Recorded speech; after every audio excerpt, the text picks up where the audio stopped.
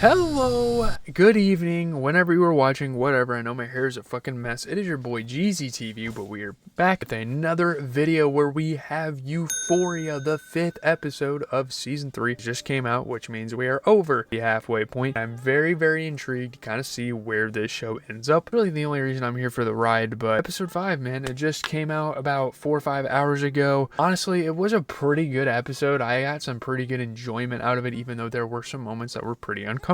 I mean, the show is getting really weird. It almost feels like a fucking art project. It feels like an experimental show. It feels very much expressionist, which is cool. And I mean, I feel like that's always kind of been the point of Euphoria, but still. I liked it. I thought they handled a lot of the storylines pretty well. I think it feels more focused than episode 4. I'd probably give it the edge in terms of that. And you can go see my prior episode reviews. I didn't really edit earlier season episode reviews for this show because I didn't really feel the need and I didn't really edit the time anyway. But at the same time, I'm really uncomfortable. The main gripe that I'm gonna kind of have with the show and how they're handling things so far is just the whole Cassie storyline. I'm just not a big fan of it. I'm not even saying that because like, oh, sexual content's scary, I'm like gay or something. There's nothing wrong with gay people. I'm not like against the sexualization of women if it's appropriate and if it's not overindulgent and if it's not forced or whatever. Because I mean, naturally humans like, I shouldn't say I'm for the sexualization of girls because that's kind of perverted, but it's just becoming so over the top. It almost felt like a parody and almost felt like they were kind of making fun of something, trying to send a message, and maybe they are. Me and my dad were watching this while like my mom and sister are in the house. What are we doing right now? It's just so uncomfortable when other females are around and you have to watch just this demoralizing shit happen to another girl. I don't know if Sam Levinson is trolling people at this point or what. I'm definitely invested in the show as we get into the final 3 episodes after this one and genuinely cannot wait to see how they end here. But we're going to start with Rue, obviously the supposed main character, even though I really don't feel that way about her anymore. And the whole buried alive sequence in particular. That buried alive sequence was some classic like gangster movie type stuff. Obviously they are wearing their influences on their sleeves and it very much feels like that. It's got like a Sopranos energy, and once people find out someone is a rat and like these kind of stories and what the show is kind of inspired by, it's pretty terrifying. Like, you know, the intentions of the people around them. It's actually like a pretty harrowing experience, and I think the show actually captures that pretty well. Now obviously Rue probably isn't dying here because she's the main character. Spoiler alert, I mean this video is gonna have spoilers anyway, but I think the scene still worked at kind of building up tension, building up what could happen next week, similar to what built up to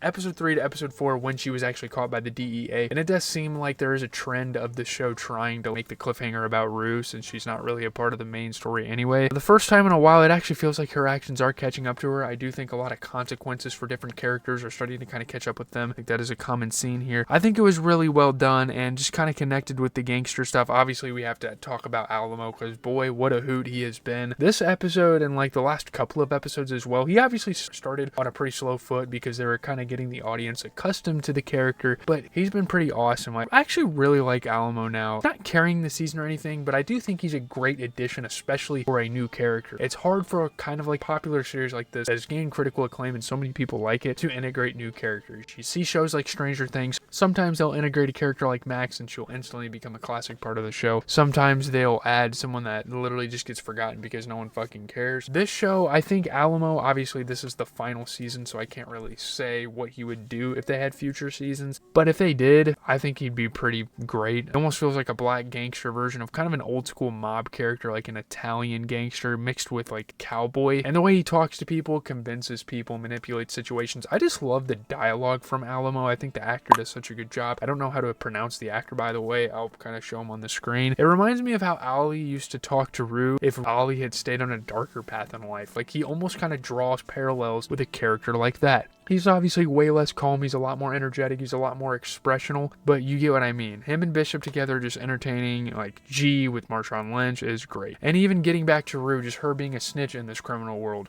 She still feels like Rue to me. I can't fully hate her for snitching because Rue is Rue. I'm not gonna hate on her. She still feels like a kid who got way too deep into something she wasn't prepared for. And it's obviously for different things this time, you know. In high school it was way too deep into a drug addiction, now it's way too deep into dealing and working in in said drug world. And honestly, the show itself doesn't even seem as focused on her anymore compared to earlier seasons. That's fine. I think it's actually kind of cool for a change. I don't love it necessarily, but Zendaya's role has dimmed a little. The show puts more spotlight on characters like Cassie because I think they definitely noticed how big of a fucking spectacle in Hollywood Sydney Sweeney became ever since this show came out. Now they're like, well, we need to give her more of a part. Not saying that's bad necessarily, like I said, but it is pretty noticeable. Obviously, now continuing to talk about the crime world, because a lot of these characters, and I do think this is a common trend we're seeing so far, a lot of the characters are definitely getting intertwined with the crime world, and I think that's really cool. I do like that little detail. And just getting into Maddy, because Maddy is starting to have one of the most intriguing storylines of the entire season. Her getting involved with Alamo, kind of coincidentally here, because they were obviously sitting at the diner that, funny enough, Rue would talk to Ali at. It's a pretty famous setting on the show, and Alamo needed her for something. We know what the result of that was, and he just so happened to want to keep Maddy company because she had nowhere to go. And he sits at the table, he starts talking to her, and he starts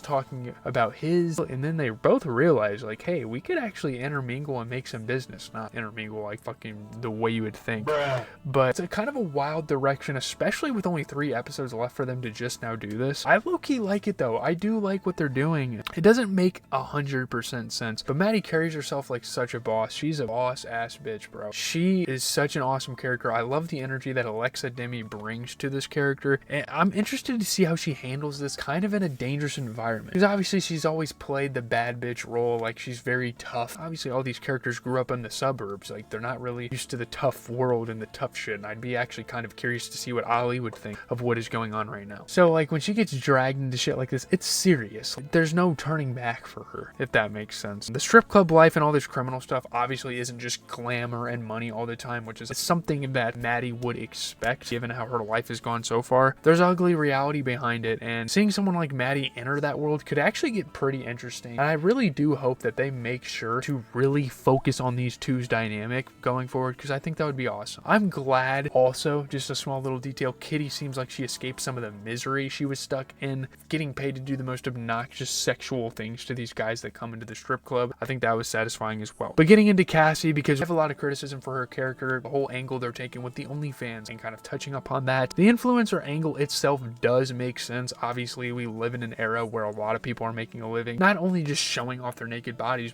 posting pictures of themselves on the internet to like their fans and just looking pretty and having all these sponsorships. That part's realistic. It's just every time this show in general touches sexual content, it's not even just now. I think it's been like this the entire fucking show. It becomes so exaggerated, it becomes so aggressive, it becomes so erotic and fantasy-like that it starts distracting you from the actual point of the show, and they almost use it for shock value. Like, what exactly are we trying to say with some of the shit that's going on with Cassie? Girls do OnlyFans and they sell their souls? That's not really a new concept. Some of it feels symbolic, sure, but other parts just feel excessive for the sake of being excessive and getting a reaction out of people, getting people on medias and like Decider, Collider, all of these like, TV forums to like say some crazy shit about you. And I think that's where a lot of criticism towards this season will come from, specifically with Cassie's storyline, because sometimes it feels artistic and they're trying to make a marvel on screen, and other times it feels like the show is kind of just indulging itself a little too much. And connected with Cassie, we kind of returned to Nate here. I don't think we really talked about Nate too much in episode 4. I guess they kind of did, but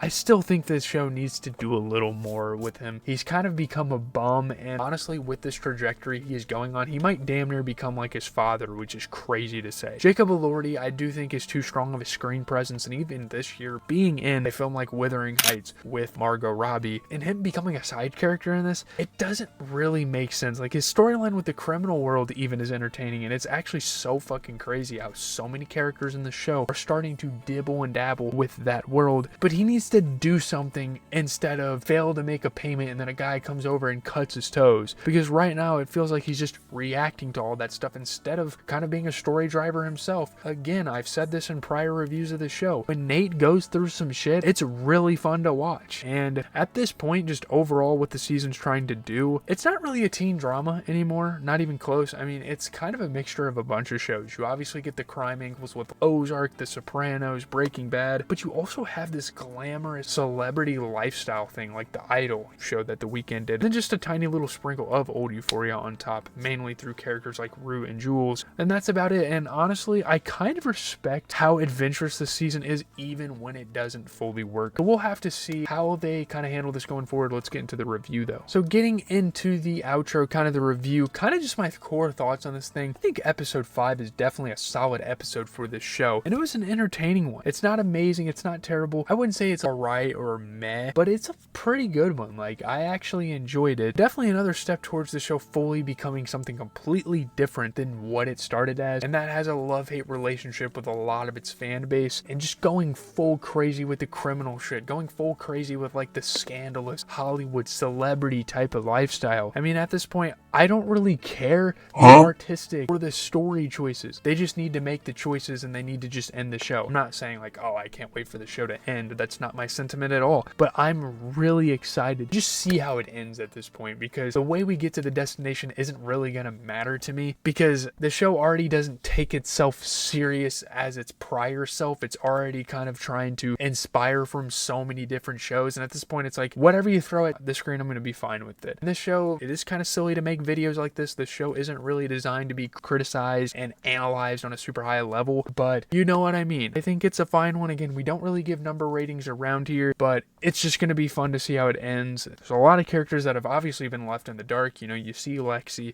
you see Jules, Fez in jail, even the parents. Cal Jacobs is still in the background. It's kind of crazy. I don't know if they're going to be able to wrap this up in a satisfying way, just because of even the legacy characters. It feels like a legacy character because it's been so long. We'll see how they wrap it up. Leave a like, comment, subscribe. It's your boy GZTV. I know my reviews have started to become very jumbled, but it's raw. I'm giving my raw thoughts on the show, and I think that is quite appropriate. Have a good rest of your day, night, whenever you're watching. Go check out the social medias if I haven't said that already.